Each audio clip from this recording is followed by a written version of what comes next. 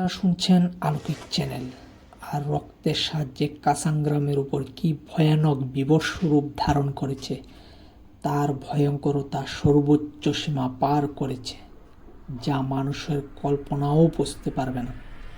তাহলে কিভাবে রক্তের স্বাদ কল্পনাকেও হার মানায়, জানতে হলে শুনতে থাকুন আপনাদের প্রিয় আলোকিক চ্যানেল।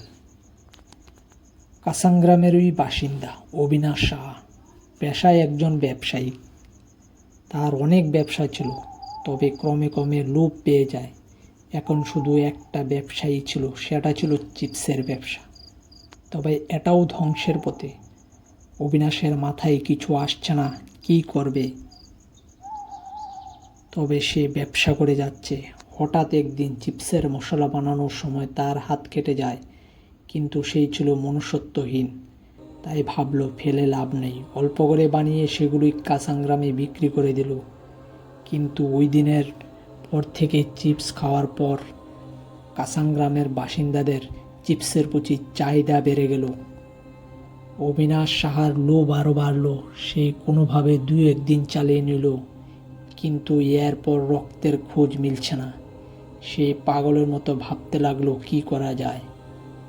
শেষে সে চলে গেল এক অগরীর কাছে, কারণ সে জানতো এইসব অগরীর কাছে এইসব ভণ্ড বুদ্ধি থাকে।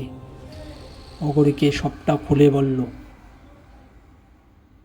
অগরী, তোমার সমস্যা আমি সমাধান করে দেব, তবে বিনিময়ে আমি কি পাব? অবিনাশ বলল, টাকা পয়সা যা লাগে আমি দেব, আপনি শুধু রক্তের ব্যবস্থা করে দিন। অবিনাশের মধ্যে লোভ এমন পরিমাণে বাড়ল যে মনুষ্যত্ব হারিয়ে গিয়েছে। অগরী আবারও হাসতে হাসতে বলল, আমার টাকা পয়সা কিছু চাই না, তবে এর থেকে বেশি কিছু চাই, যা দুজনের জন্যই ভালো।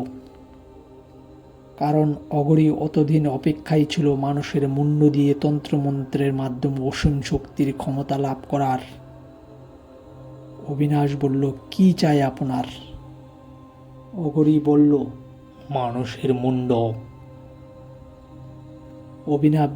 অবিনাশ ব্যবসায়িক বুঝতে অসুবিধা হলো না যে মানুষের মুণ্ডের খোঁজ পেলে রক্তেরও অভাব হবে না।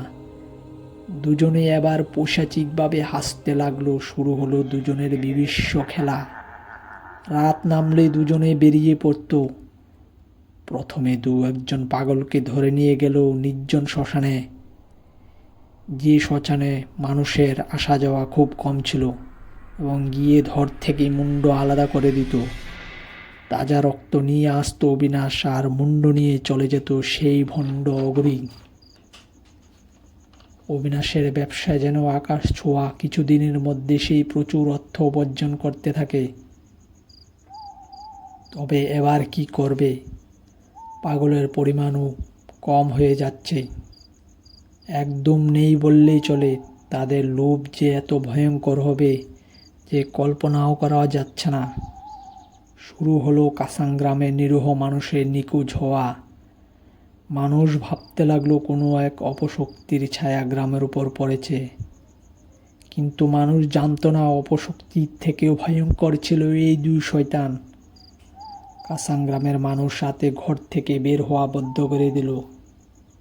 কয়েকদিনের মধ্যে রক্তের যোগান বন্ধ হয়ে গেল, আর দুজনে রাতে শ্মশানের ধারে ভাবছিল কি করা যায়।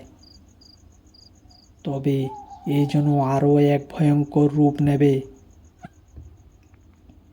দুজনের চরম সীমায়।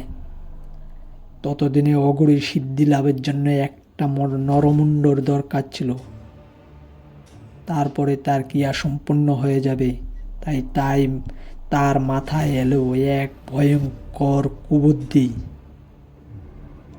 সে ভাবল, এই অবিনাশের মুণ্ডটা ধর থেকে আলাদা করে দিলে তাহলেই তার সিদ্ধি লাভ হয়ে যাবে, আর পাপের সাক্ষী ও প্রমাণ চিরতরে শেষ হয়ে যাবে। অগরী তাই করতে গেল। একটি ধারালো ছুরি নিয়ে গেল সেই অবিনাশের দিকে। অবিনাশ বুঝে যায়, আর দুজনের মধ্যে দ্বন্দ্ব শুরু হয়। শেষে দুজনেই মারা যায়। সকালে গ্রামবাসীরা বুঝতে পেয়ে সেখানে আসে, আর দুজনের এই মৃতদেহ দেখে সবাই বুঝতে পারে যে গ্রামের এসব নিখোঁজ হওয়ার পিছনে এই দুজনের হাত ছিল। তবে এখানেই শেষ নয়। অঘরী তার তন্ত্রমন্ত্রের দ্বারা নিজের আত্মাকে আবদ্ধ করে রেখেছিল। প্রত্যেক বছরের এই দিনটাতে অঘরীর আত্মা জেগে উঠত। তাই গ্রামের মানুষ ওই একটি রাতে নিজেদের ঘরে বদ্ধ করে রাখে, কারণ ওই অঘরী ওই দিনটাতে জেগে তন্ত্রের দ্বারা জাগ্রত করতে পারত নিজেকে। ধন্যবাদ শ্রোতাগণ, গল্পটা কেমন লাগলো কমেন্ট বক্সে অবশ্যই জানাবেন। আবার দেখা হবে নতুন কোনো গল্প নিয়ে।